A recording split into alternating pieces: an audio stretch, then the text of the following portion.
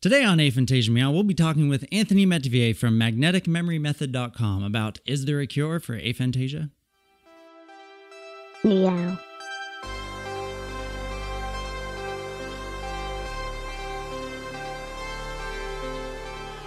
All right, guys, welcome back to Aphantasia Meow. I'm Alec, as you know, and today I want to take a moment to celebrate because we hit 1,000 subscribers on this channel, which is why I thought of the fun idea of interviewing Anthony for a celebration video, you know? So you guys are joining the journey and keeping up with the updates about how sessions are going, and a lot of you have been reaching out to me, and it's been awesome. So I hope you guys enjoy the interview. We talk about, you know, is there a cure, some interesting experiences that he's had recently, and a bunch of other stuff. So Anthony's got a lot to say. He's a really brilliant guy. He's an amazing person. We've been in contact since last year. So I hope you enjoy, and make sure you stick around to the end because I have some things that are newly ready to be released. I have some announcements to make is a better way to say that. So at the end of the video, I'll throw in the announcements. Go check out my new website. Well, I'll say the rest later, but I have a new website that I threw up, so make sure you check that out. And without further ado, I hope you enjoy the interview. So, welcome, Anthony. Thanks for having me to celebrate the milestone. Yeah, absolutely. 1,000 subscribers. So just so everybody's filled in as we start here, I had an idea to do a little celebratory interview video with Anthony Metivier of Magnetic Memory Method. To celebrate my 1,000 subscribers. And Anthony and I have been in contact for quite a while here and been going back and forth and chatting about this topic a whole lot. And so, Anthony, the first thing I'd love to talk about right off the bat is you've had an interesting experience lately. You did a live stream. I jumped on it. Right. That's really the first thing I want to hear about, you know, this interesting experience that you've had and some of your background of where your mental imagery has been throughout your life, you know, so you could start there, I guess. Yeah. So what happened is I was working with Woody Aragon's memorandum, which is a way of memorizing a deck of cards. And I've used memory techniques for many years, and I've always been aware that I'm not particularly visual and don't really see images in my mind in any way that I would talk about it. And I thought it was this linguistic trick, this aphantasia topic. I was just like, what are they talking about? Pictures are not in your mind. Your imagination is something else. Pictures hang in art galleries. And so maybe people are just hypnotizing themselves into thinking that there are images in their heads. At most, when I close my eyes and I think about stuff, I just see the light reflection. And it's like a ghostly little image. And sometimes I imagine that it's taking the shape, like the light that's still the afterburn is somehow taking the shape of whatever it is. I don't know. That's like the extent of my visual imagery. But one day I'm sitting there cross-legged on the floor in this room working with this mem deck or memorandum stack. And I get to the Nine of Hearts. My image for Nine of Hearts has always been Cobra Commander. And he's in a memory palace, just as usual, but then all of a sudden, I see him in the memory palace in my head. And we're like, he's about 5 foot tall, blue, like plasticky blue with the light shining exactly as if I was standing right there with the guy. Could reach out and touch him. And also the most extraordinary thing is it's like I was in the memory palace, which is my last apartment in Berlin. And I can see the wood on the floor, the lighting of the wood on the floor, just as it was. And, you know, I don't have much more beyond this little area there. But Cobra Commander, it's just like reach out and touch him. And almost as if his voice from that cartoon movie, G.I. Joe, is just, he's about to speak. I don't hear his voice, but, you know, this is the weirdest thing. And it blew me away. I'm still a little bit shocked by it, actually, because it is as if he was right there in front of me. Man. That's what happened. That is wild. And now this was quite unique from anything you had experienced prior. Is that correct? Yeah, totally unique. It's like night and day, black and white.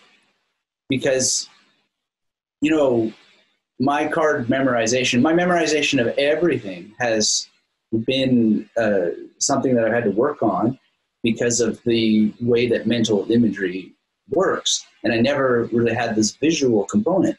So I've always thought linguistically, so to speak, about the memory techniques. So it's the word Cobra Commander is doing this, that, and the other thing. So in this card stack, it's 6 of clubs before that, and it's 2 of diamonds after that. And so the 6 of clubs image is like licorice, being used as a leash, is sometimes in the hands of a certain person. 2 of diamonds is Johnny Cash. So I would just tell a story in words about how one thing is doing something to the other. And then I would think, okay, so what does it feel like to like be whipping Cobra Commander with licorice, and then he's, grabbing hold of Johnny Cash? And what does it sound like when they do these things? And what is the emotion that is involved? And I would tell a story linguistically, conceptually. And now I have this sort of visual thing that's in that moment just popped, and now is more available to me to play around with, which is the weirdest thing. Like I haven't turned it into a skill yet because it's still so new. But the memorization thing aside, what's so interesting to me is I was thinking through my old books. I haven't pulled one off the shelf yet, but I've written many, many books, and I should go and examine it. But my impression and my memory of my own books, these stories that I used to write and horribly torture people by giving them free copies, was very, very conceptual, very on the mathematical level. It's almost like, there's math rock in music. It's like math poetry or math literature. Super, super linguistic tricks all throughout. It's like not visual at all. So maybe it can help with writing better. I'm not sure. Anyway. Yeah, I mean, life characteristic that has the marks of being not very visual. Right. Were these fictional books that you were writing? Yeah. So the one I'm thinking of in particular that I want to look at, probably should have looked at it before, but it got lost in the sands of time. But it's called Solid as Echo. It was one of my first books. And it literally just has this, like one of the stories is about a guy who gets this box delivered one day to his door. And it's a perfume bottle, right, that he accidentally sprays on on the stuff in his house in the wrong direction. And it lands on, because he thinks it's perfume. And instead of going on him, it goes on his table. And then his utensils come to life. His fork and his spoon and all that stuff. And he's like, oh, this is amazing. So he's always a lonely guy. He goes to the shopping mall and he brings a mannequin to life, right? Anyway, it's the wrong mannequin because it's like this totally psychotic mannequin that turns out he has like murder man written on his chest and all this stuff. And then he has to, whatever, weird story. But in the story, it's just all this mathematical stuff and weird letters and taking the word murder man and shaping it into the number 7. And it's just bizarre. I'm trying, I can see myself in my memory of this book. I'm trying to make the world visual to myself by rearranging the words in these weird ways. Mm-hmm. The whole book is this trying to be visual by other means, and the text itself is clinical and conceptual. That's my memory of it. Now, it would be super interesting to go back and read that now, right? And look over some of that. You get it off the shelf. Yeah. Do you find that what unlocked for you in that moment of seeing Cobra Commander like that, do you find that ability is kind of spread out now and you can do that more across the board, or is it something that was only in that moment? No, now, I mean, it's not as striking as I think of it now, but I still have like this visual sense of it and can quote unquote see it in a way I couldn't see before. Can you apply that to something else, some other scenario as of now, or is it only that one scenario that stands out as a visual? Well, this is kind of a bitter pill because now it's, I don't know the tactful way to say it, but, there's certain people I see, for example, and now I see them later in my mind.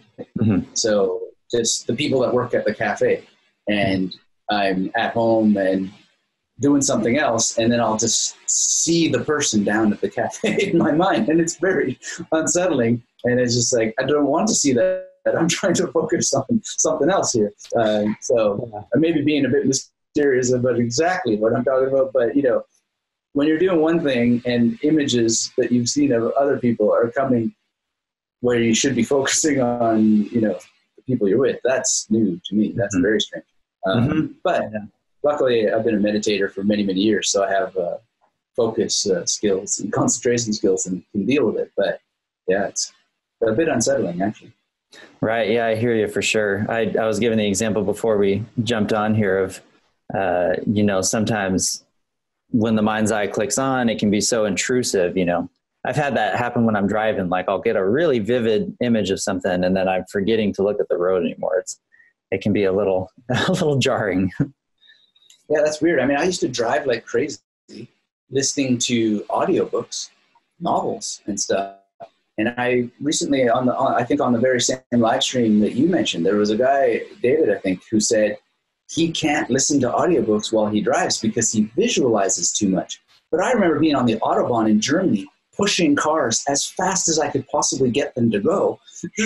And I'm listening to Dick Francis mystery novels, and I'm just listening to them conceptually. Oh, guy, horse, in love with a girl, whatever. Like I'm just following along, happy as peaches, and not seeing a damn thing, just the road.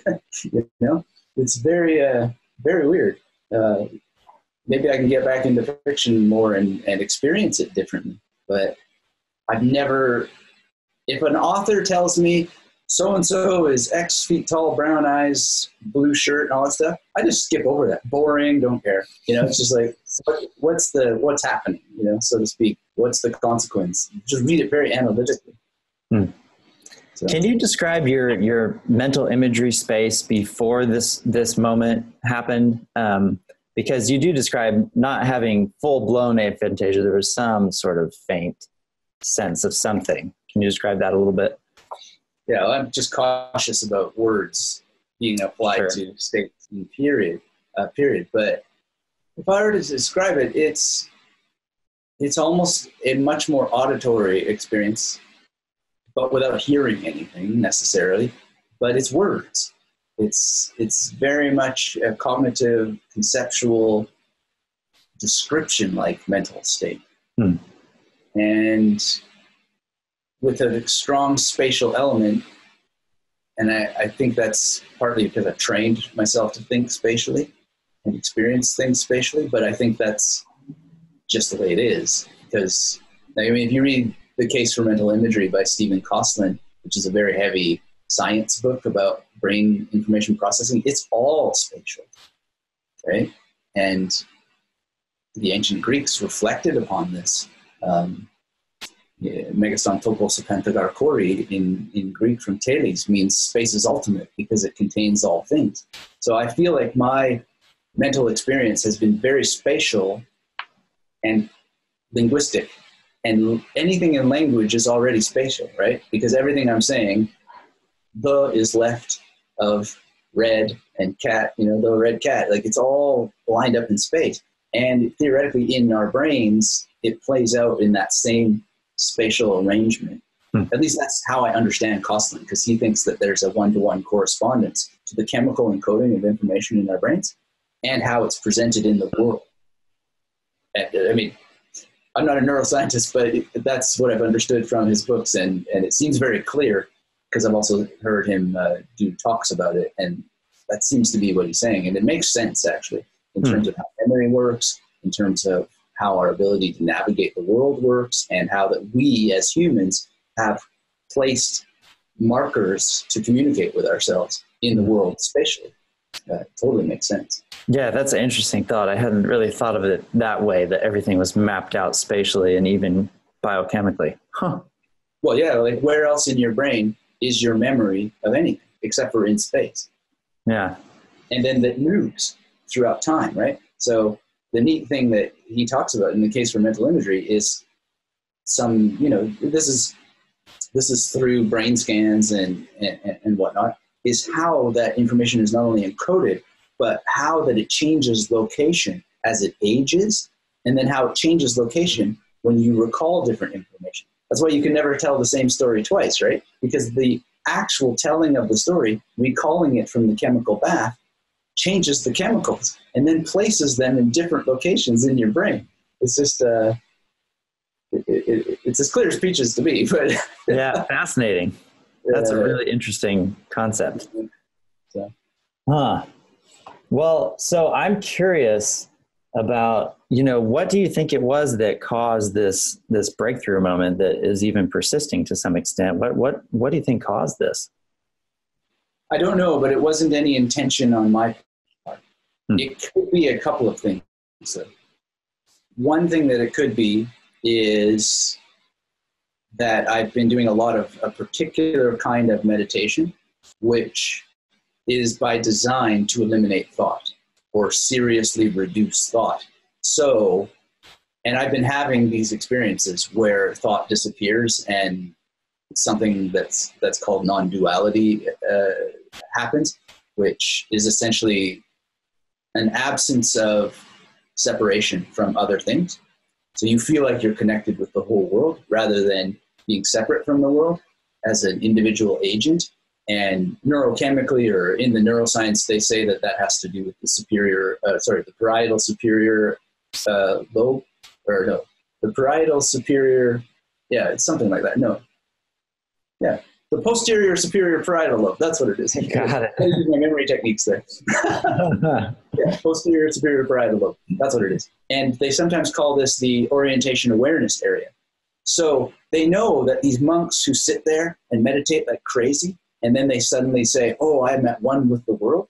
Well, that's because they're messing with that area, and it removes your ability to feel separate from the world. So I've been having those experiences, and that could be part of it. Because when you're not having thoughts and words, well, there is some kind of symbolization going on at all times. Otherwise, you'd be asleep or dead, right? And even when you're asleep, something is aware. There's the consciousness, the base level consciousness there. So that's one thing. And then the other thing, potentially, is that even though I have no intention behind it, I have been having this discussion like with yourself and a hit video on Aphantasia and one of my blog posts about it, which is basically a research-based post that doesn't have an argument about this, that, or the other thing. It's just presenting some information about it, has been a hit. So it's now been a conversation. So maybe there's some unconscious dwelling upon it. But other than that, and I've been mind mapping a lot more the last couple of years, which is drawing more representations of icons as opposed to words. So you can mind map with keywords, or you literally write the words, or you can just draw images. So more and more, I've been just drawing images, and then when I look at them, translating into my mind what it was that I meant there. So that could be part of it. Not sure. Oh, that's really interesting. You said a bunch of interesting points, So one of the things is that style of meditation that you're talking about. I found that during my sessions when I'm working with people, aside from words, a lot of the exercises have to do with using your words to describe sensory information. That seems to be one of the things that links up the dots for people. But also the other main key absolutely is meditation and getting the brain into certain states so that you can more easily perceive things in that state. And I've found that most of the time that's when breakthrough happens for people, is when they're in kind of a slight altered state. It doesn't have to be super deep, like you're in a hypnotism session or something, but it's slightly different than your just normal every waking day state. So I think you're onto something that your meditation practice as of late possibly had something to do with it. Yeah, well, it certainly has something to do with something, because when all thoughts disappear, which I never would have thought possible, in the same way I never would have thought seeing images was possible, or even that anybody else is seeing them, because I was very suspicious that there are pictures in the brain. But I also was very suspicious that you could ever not think, right? At least as we use the word think. And then when it disappeared one day, I just thought, after I came back, it is possible. Oh my God, it's exquisite. It's so amazing. Maybe other people just have that and they're like, yeah, whatever, buddy. But for me, as like an obsessive compulsive thinker, my mind is just on 24/7. I mean, I wake up and I know what I dreamed because I've trained myself to write down my dreams so often that I'm on 24/7, you know, I'm the Energizer Bunny. And to have this thing happen where you're just not thinking at all and you're just in the world, you know, and it just feel like you're connected to everything and there's nothing going on. Lights on, nobody home. That's just exquisite. It's amazing. But I never would have believed it was possible. So. Yeah. Yeah. I mean, as you're talking about it, I believe I've had moments like that. When you hit it, it's the best. Right. It is. It really is. I mean, it's being in the zone, right? I didn't have to climb a mountain and risk falling off the side of a thing. I didn't have to, you know, do any kind of crazy stunts or anything like that. I just had to practice, and it's totally safe. Happens now rather frequently. And when it happened then, I was just sitting in the park on a bench. Right. Yeah, that's really neat. The other aspect that was really interesting that you said that may be a factor is drawing something and relating it back to something that you're trying to remember. So that's fascinating, you know, because there might be, like you said, a link between having an image and associating that with something in the memory that helped to link up the brain in a certain way. Cobra Commander, the word now becomes the image, right? Right. Yeah. Yeah, I think that can be quite important to what happened, because it's been about 2 years or so that I have been doing this, and more and more. So my mind mapping, I've mind mapped for many years, but again, it was very word based. You can actually see the difference. I made a course recently with some mind mapping power tips, and I showed how I used the mind map, and it's just one little image in the middle with then just this massive array of words. You take a month to figure out what it was that I was saying in there. Reading, I know because I've tried, but now they're very spare, and they're just central image, and then the occasional keyword. Very different. That's interesting. So your thought process before the breakthrough is starting to shift around how you were mind mapping. Yeah. And again, not with any sort of intention other than, in that case with mind mapping, I just wanted to follow the rules more, or the laws of mind mapping that Tony Buzan has in his work, like Mind Map Mastery. So, gotcha. Nice. So it's like Tony Buzan said, actually. He said the rules will set you free. And one of the things that so many people struggle with is just following the actual steps. We don't know why. If we knew how to get more people to follow actual steps, we would have so many more success stories in every area of performance. But so many people, they want to be the exception to the rule.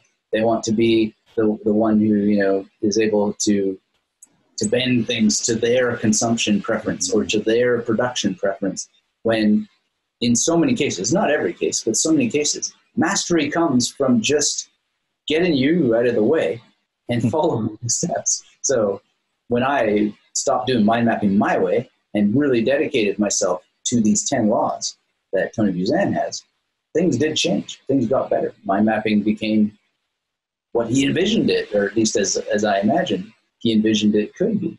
It's amazing. Right. That's I remember all the time. I mean, I just interviewed James Gerwing. He's the 2019 Canadian memory champion.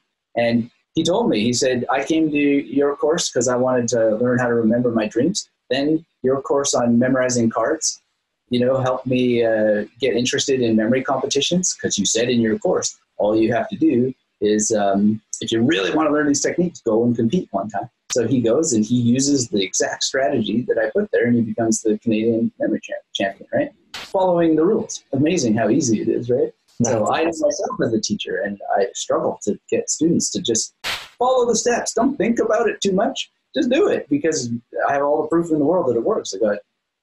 Now we got the Canadian memory champion. Right. That's awesome. That's so cool.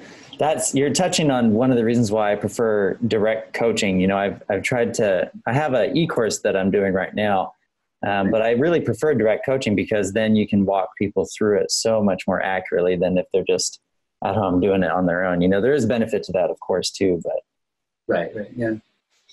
Yeah. I mean, there's different strokes for different folks, I guess. But at the end of the day, so much of what I've learned from the best teachers is what Gary Weber calls, I have learned because of a particular kind of teaching. And Gary Weber calls it teaching by abandonment. And that means, here are the steps, take it or leave it, sort of thing. And that's not going to be true for everything under the sun. But at the end of the day, whether it's self-study or coaching, the steps, if they're going to work, as long as human brains are human brains, there's more similarities between my brain and your brain and every other brain under the sun than there are differences. And so anything that's going to work should work at a saturation level that is scientifically reproducible, right? It's got to be falsifiable, but it's got to be reproducible. And so the real problem and the challenge is how do we get more people to follow more rules?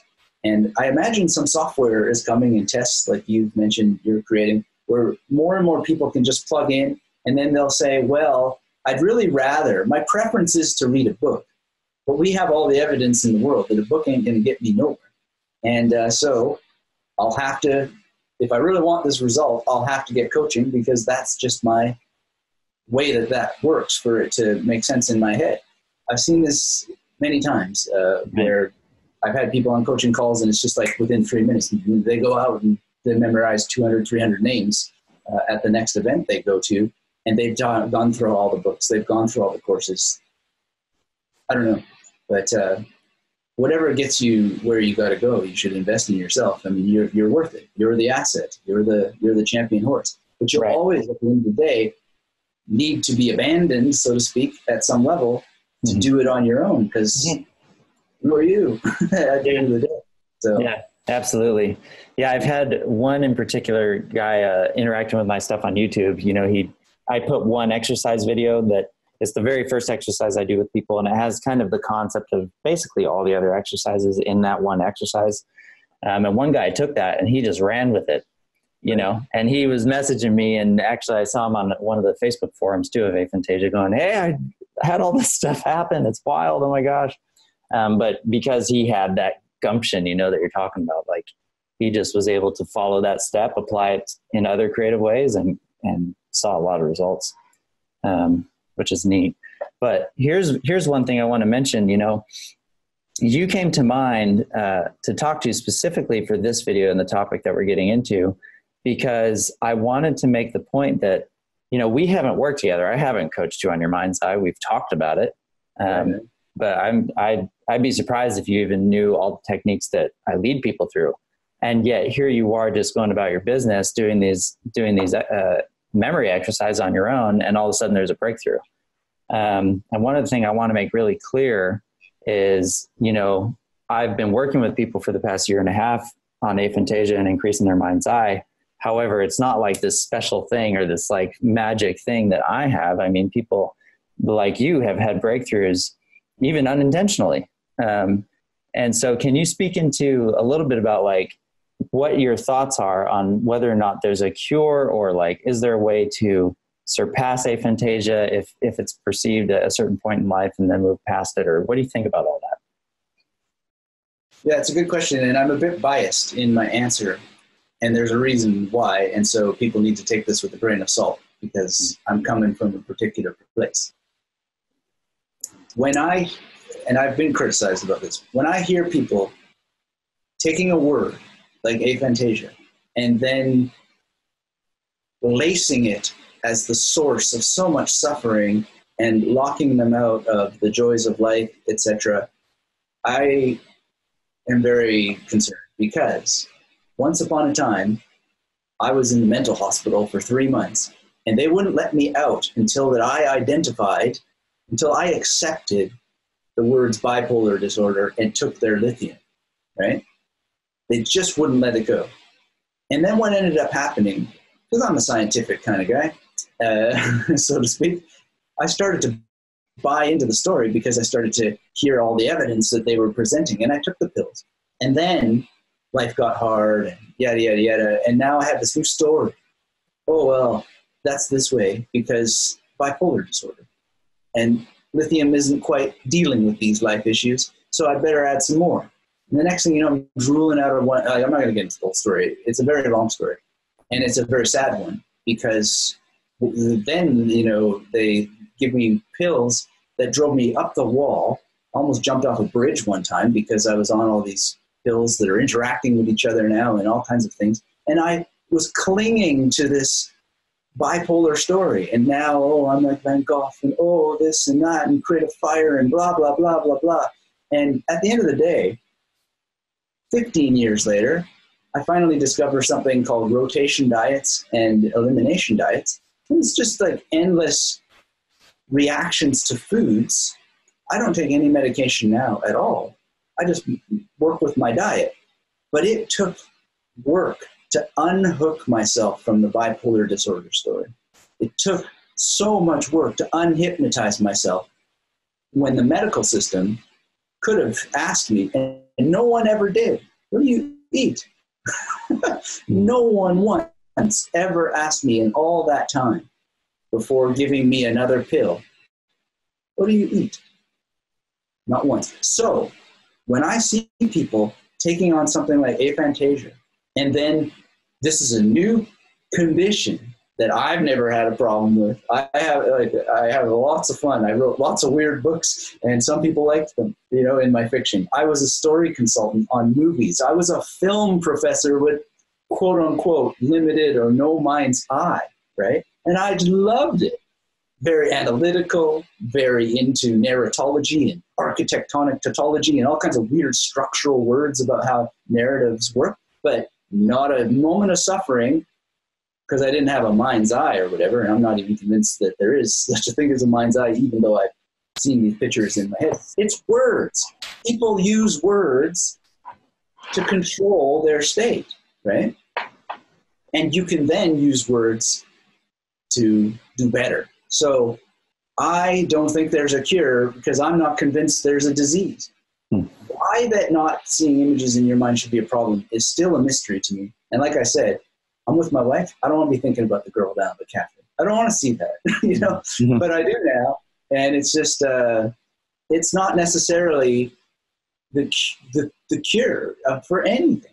Now, I don't know, it's too soon yet, but at the end of the day, the bias that I have is that I've been through hell and back, and I don't want to see anybody else doing it because you can just bet that some monkey is going to be, we got a pill for this.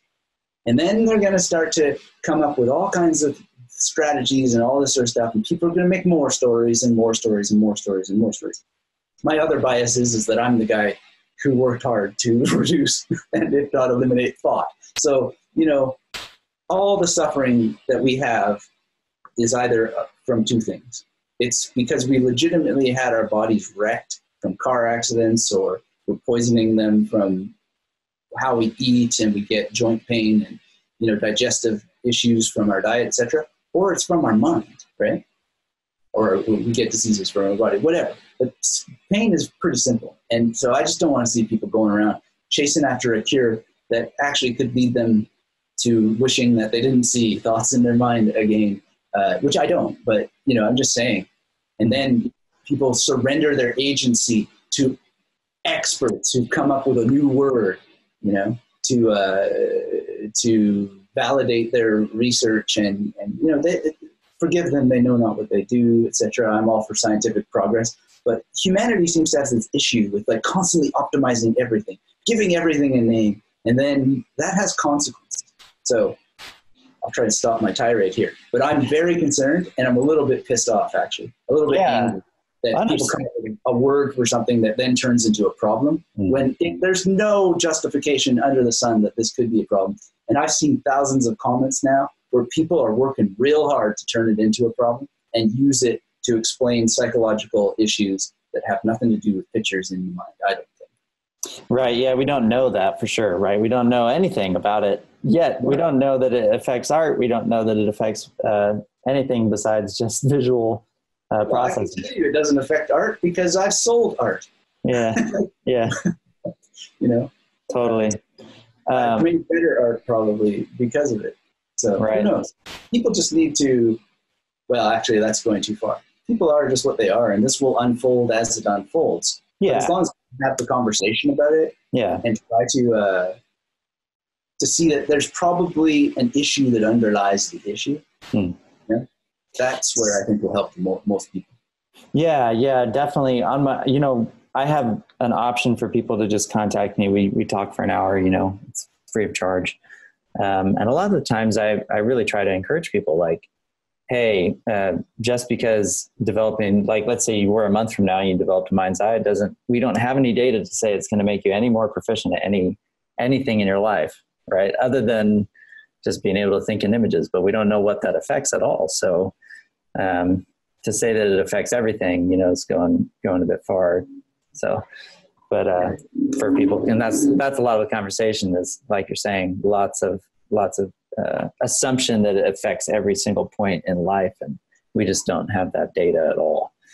But I love your journey. I love your story because, from what we've talked about before, you've hit, hurdles along your life that may have been hurdles for the time, but then you are exemplary at coming to a point within yourself, your own self motivation, and how you want to see life, how you tackle life to overcome those hurdles, like every step of the way. And so I so appreciate that about you, Well, I mean, there's a bit of stubbornness that must be genetic because, my dad is a pretty, make it happen or stop talking about it kind of guy. But so I just think that ultimately at the end of the day, what you're doing with, meeting people, helping them and explaining, things very clearly as you just described is the best possible thing because there's a blessing and a curse to everything. So me being as stubborn as my dad and, just like make it happen or stop talking about it kind of attitude is, has its plus and minus. I mean, everything is math at the end of the day, right? This thing that we're doing now, it's got hopefully a lot more pluses to it, but we can't ever anticipate what person will go and listen to this and then it would potentially make them feel worse about the whole thing. We don't know. I mean, everything that we put out there has this energy that and informational energy, and information is really a change that makes a change. That's sort of one of the original definitions in information science. Mm-hmm. And so we don't know what that change is going to be, but I think that having these conversations and speaking to people as you speak to them and making it clear that this is exploratory and what happens on the other end is not going to be a cure is very, very important because that's the human resilience that makes our species special is that kind of buck up, cowboy, because the ride is the ride. And, you never get to know what happens on the other end. We need to do that for each other. But in the world now, the internet with all this softening of everything and consumption preferences, we do a disservice to each other when we try to make the world easier than it is.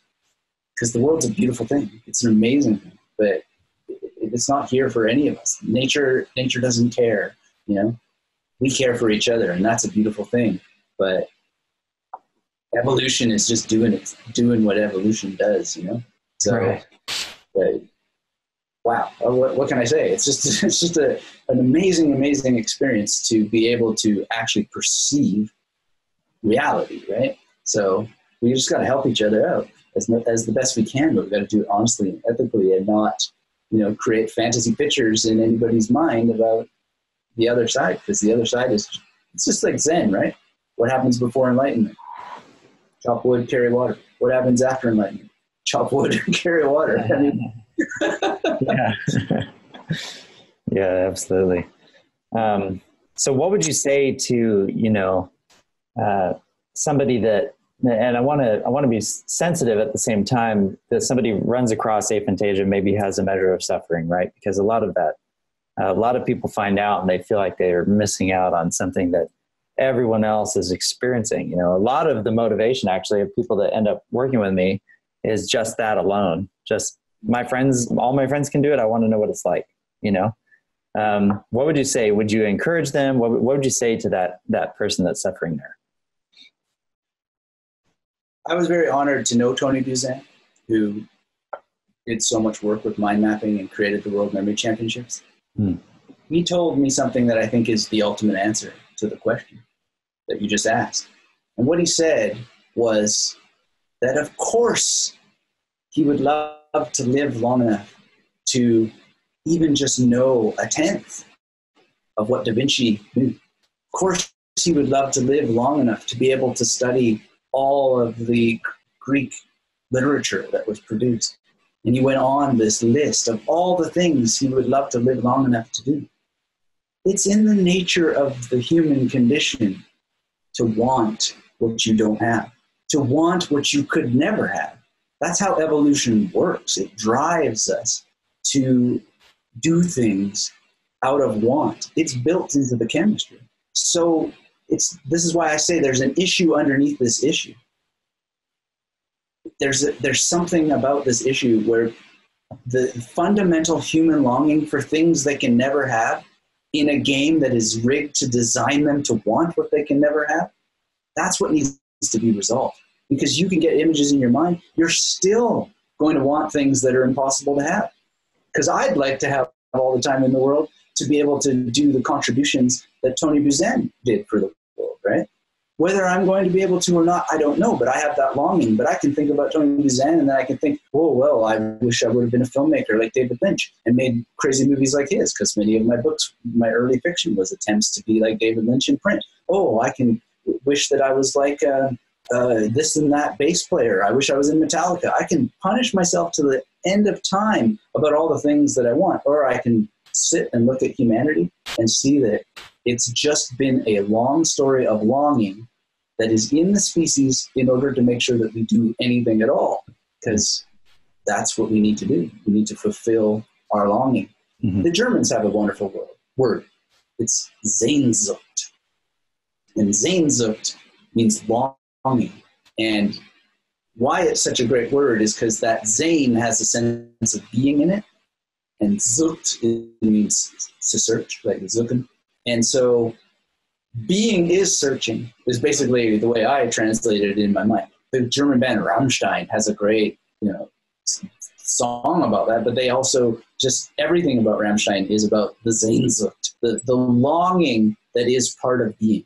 So if you can just get comfortable with that, I think you're free, because it ain't going away. As long as you live, you're going to want to eat, you're going to want to have the car that the other guy has, you're going to want this, you're going to want that. That's just part of the game. It's natural.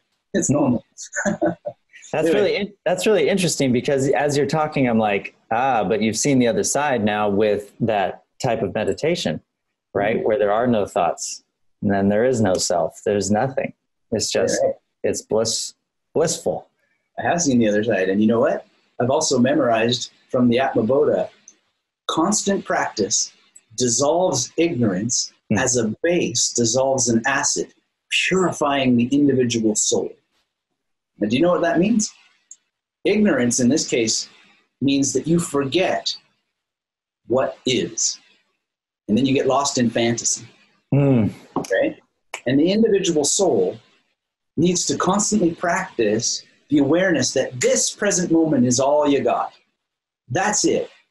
And if you fall into ignorance, if you fall into longing for anything other than what's happening right now, well, then you got to get back to constant practice of awareness of the present moment. So in these traditions, in this tradition in particular of removing thought, they work to constantly attune your mind to the present moment and stick with it and stay with it, knowing that you will lose the game.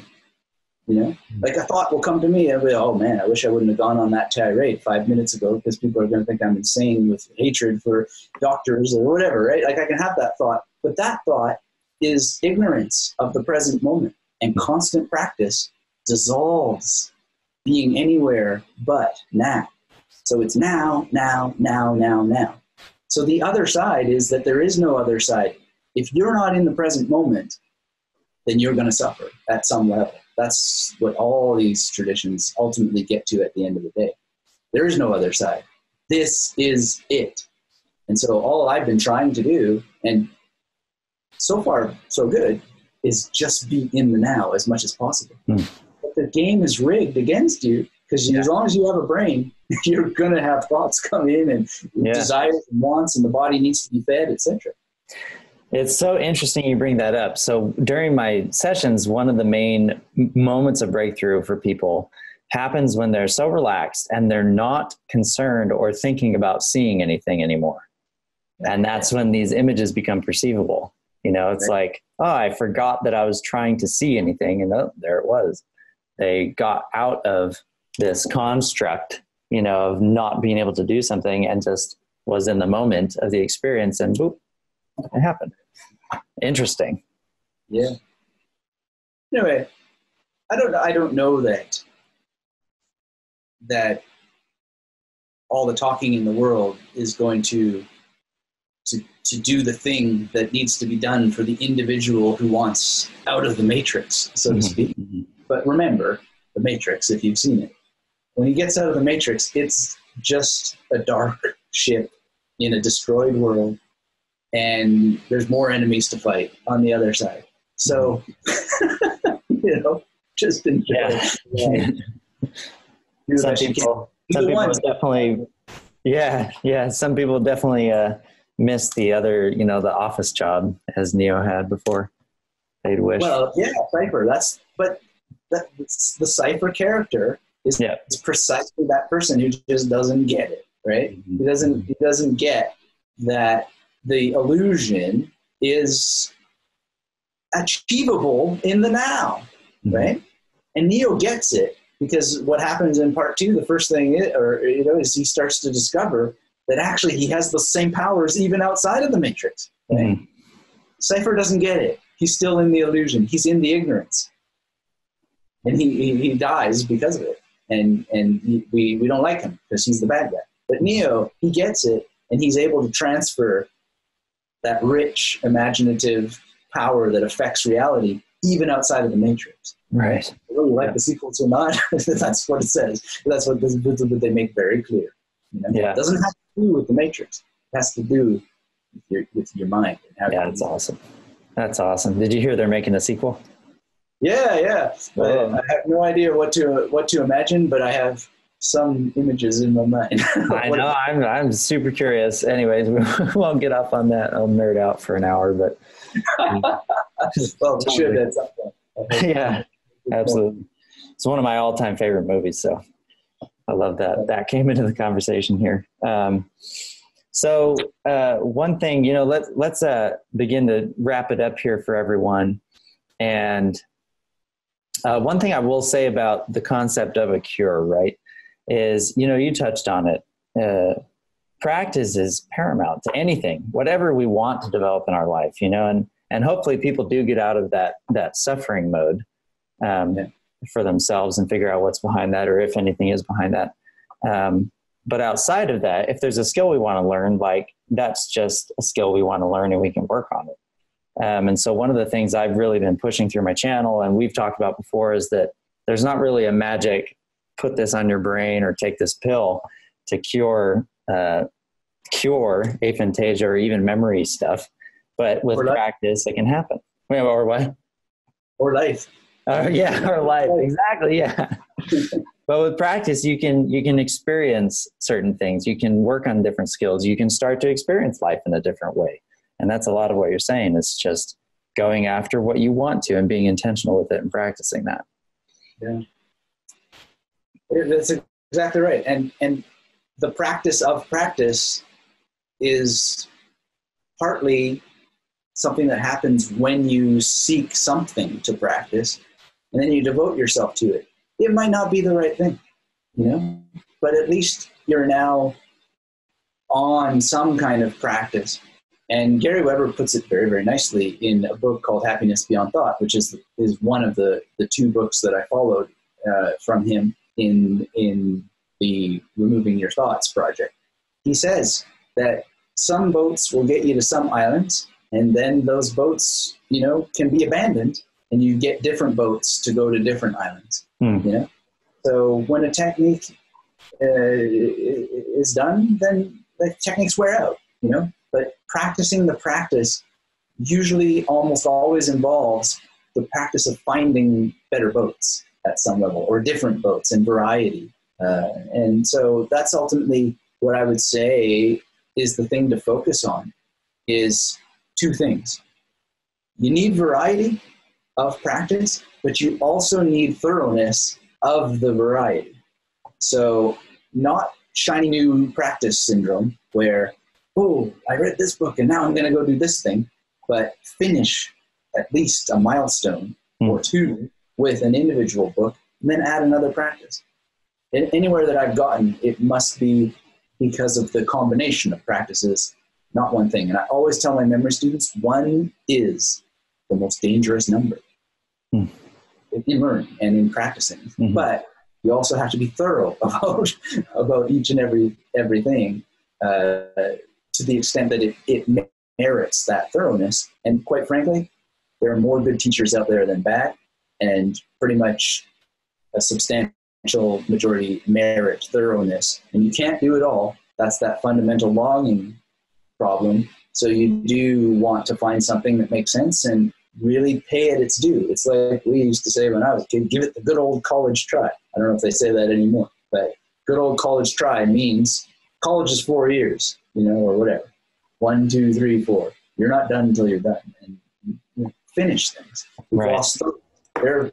You can see on the metrics of YouTube videos and so forth, how many people abandon a video in 2 seconds. Mm-hmm. That's not a winning strategy if you want to learn something. You know? Yeah, absolutely not. Yeah. I liken the mind's eye or visual thought process to a skill, you know, an instrument. And you're not going to hit the goal of playing a concert pianist piece if you give up after a week, for sure. Yeah, this is the old story of the woman who sees her favorite violinist in a Vienna cafe. And she comes up to him and she says, "Oh, I've been practicing violin for years. You've been my biggest inspiration. And I wish I would give anything to play violin as good as you. I'd even sell my soul to the devil." And he looks at her and he says, "Ma'am, that's exactly what I did." And the whole point is that he just devoted himself more to practice than she did. The problem with the story, though, is that she might not have been in the right place in the right time. And we often forget that there's a whole history of things that are outside of anybody's control. And so the challenge to that woman in the story that never comes in the story is, did she enjoy her version of the journey? Mm-hmm. And if she didn't, then the devil has her soul and had it all along. So that's awesome. That's a great segue into talking about the new book that you're writing right now. I'm not sure where you're at the process, but this idea of non-duality, experiential. Right. So it's in its 3rd developmental edit, and there are diagrams and illustrations that are being done. It's quite elaborate. But the book at its core is about that. A guy says that if you memorize these particular texts and you meditate with them, your thoughts will disappear. I know how to memorize stuff, so I'm going to memorize everything that he says to memorize, do exactly what he says, and see what happens. And that's where the book begins, and it ends with me sitting in the park, and all thought disappears. And how I got there, and it's about the memory techniques that are used. It's about what I think the Sanskrit that I memorized really means and really says, cutting to the core, which we talked about today. I quoted it, and it really is trying to get you to constantly practice being in the now. And the way that it works is because the semantic content, the meaning of the Sanskrit, actually dissolves thought. Like, it literally dissolves thought because it gets you to ask things to your thought. It's called self-inquiry. And that self-inquiry, when you answer the questions honestly, which can be tough to do, you can't find yourself, the self that you think you are. And this isn't just in ancient stuff. Sam Harris, in Waking Up, talks precisely about these self-inquiry processes and mentions other material that have talked about this. And it's very, very powerful. It's very empowering. And so my goal in the book is to help people go more direct to the actual outcome by giving them the memory techniques that are involved, and essentially giving a damn good story, as good of a story as I can tell about why I needed it, because I went through hell and back. And if I had this stuff earlier, I probably never would have wound up in a doctor's office in the first place, because I don't think I ever had bipolar disorder. Wow. Right. So that's what it's about. That's awesome. That, the way that you said the hook, it's just got me hooked. I am absolutely going to pick up a copy. I haven't had much time to practice the pitch, but thank you for letting me. I mean, you did awesome. Starting one point and ending at that bench. I want to know that journey now. So you got me. Thanks. Well, very cool. I'll let you know when it's ready. Yeah, absolutely. Please do. So yeah, I mean, just to wrap it up, any other thoughts on aphantasia as a topic? I know my channel's, devoted to developing out the concepts behind that, the mind's eye, and how to develop that, or any other things that come to mind that you just would like to share with people? I just would thank you for what you're doing and for keeping it real and being authentic, and for anybody listening, whether I'm right or wrong in my take on it, explore it beyond right and wrong. It's not a right or wrong thing. It's a matter of the quality of your life. And no words should have the power. No descriptions of other people should have the power. Nothing other than you in the moment should have the power to dictate how you respond to whatever's going on. And so that resilience that you can build comes from being able to reach out to real and authentic people. And so, what you're doing, Alec, is great. And I hope that you keep doing it, and people should just get in touch with you to get that kind of guidance, because you're keeping it real, and it's more than terminology and some disease that needs a cure. Because I don't see how that the real underlying issues could be cured, because they're not necessarily a problem if you look at them in a particular way. Right. Yeah. Well, thank you so much. Yeah. And guys, this has been Anthony with Magnetic Memory Method, and you can visit his website, magneticmemorymethod.com. He also has a YouTube channel by the same name. I'll put all the details and stuff and links in the description down in the video, and reach out to him, too. I know it's pretty easy to get in contact with you just through YouTube and email contact form and stuff on your website. So yeah, I appreciate your authenticity as well, Anthony. Absolutely. Oh, thank you. And thanks for letting me help celebrate your milestone. Here's to many thousands more. Yeah, absolutely. Thanks so much. All right. Alrighty, everyone. That was Anthony Metivier from magneticmemorymethod.com. Make sure, if you're interested in learning more about memory techniques or improving your own memory, go check his stuff out. He's got tons of resources online, some free courses and such. He's written a bunch of books too, so you can find those books if you do a quick search on Amazon. He's a memory master, so I highly recommend, if you're interested in learning memory stuff or improving your memory, even visual memory, chat with him. He's the one to chat with. Now, as far as new things that are coming out on my end with Aphantasia Meow, there's some fun stuff. So I just redesigned my website, so make sure you go and check that out. It's got a whole new layout compared to the old one. The old one was really just a stand-in until I could upgrade to a better looking one, and so here it is. I hope it's easy enough to navigate around. Also, a shout out to Beckett Arnold at BeckettArnold.design. She consulted me on the website design, and I'm really happy with how it turned out. And another thing to announce that you'll find on the website as well is a free info ebook that I put together. So I wrote an ebook just with some facts and figures, some clarification on the top of aphantasia and the mind's eye. And then also there's some links in the back of the booklet and some keys that I've picked up along the past year and a half of what it takes to really be successful in growing a mind's eye for oneself. So make sure you go to the website, join the newsletter, download that ebook. I put a lot of work into that, and hopefully it's valuable for you guys. Shout out to Zoe Versteg at zoeversteg.nl. She did the design for that booklet, and it turned out beautiful.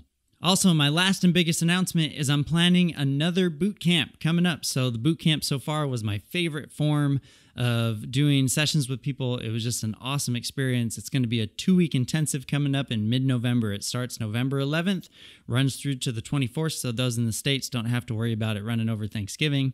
And we're going to blast through 2 weeks of intensive working on the mind's eye and get you to your breakthroughs. So if you're interested in that, please follow the links down in the description of the video, and we'll chat about you joining up with the boot camp. All right, everyone, that's it for this episode, and I'm excited to see you next time. See you then.